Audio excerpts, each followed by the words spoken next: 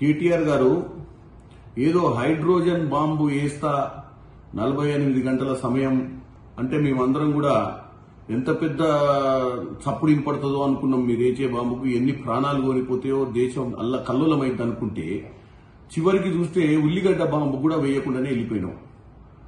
ఈ మొత్తం ఈరోజు నువ్వు పెట్టిన ప్రెస్ మీట్ కి అంశం ఏం కనపడ్డదంటే సారాంశము ప్రభుత్వానికి 10,000 కోట్లు వచ్చినాయి.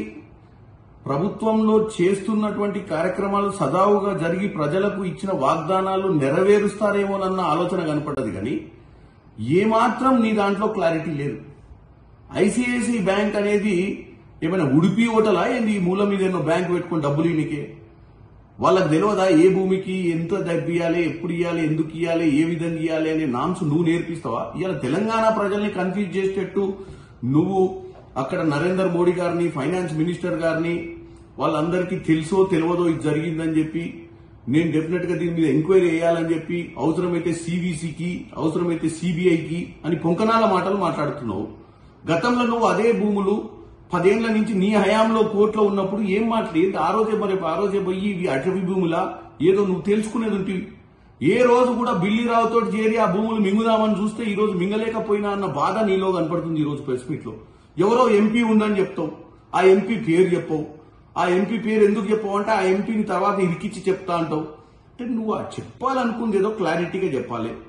ఏదో కంపెనీ పేరు చెప్తావు, ఏదో ఎంపీ పేరు చెప్తావు. తెలంగాణ ప్రజలకు ఏమర్థమైంది? ఒక బ్యాంకులో నువ్వు చెప్పినావు ఇంటి లోన్లు పెట్టినా గిన్ని సంతకాలు పెడితేనే మీకు డబ్బులు వస్తాయంటే ఐసిఐసిఐ బ్యాంకు ఇప్పుడు నువ్వు అనేది ఏంది? తెలంగాణలో ప్రజలను నువ్వు ఐసిఐసిఐ బ్యాంకు 10,000 కోట్లు కాంగ్రెస్ ప్రభుత్వం నడుపుతున్నట్టు ప్రభుత్వానికి 10,000 కోట్లు వచ్చినాయి.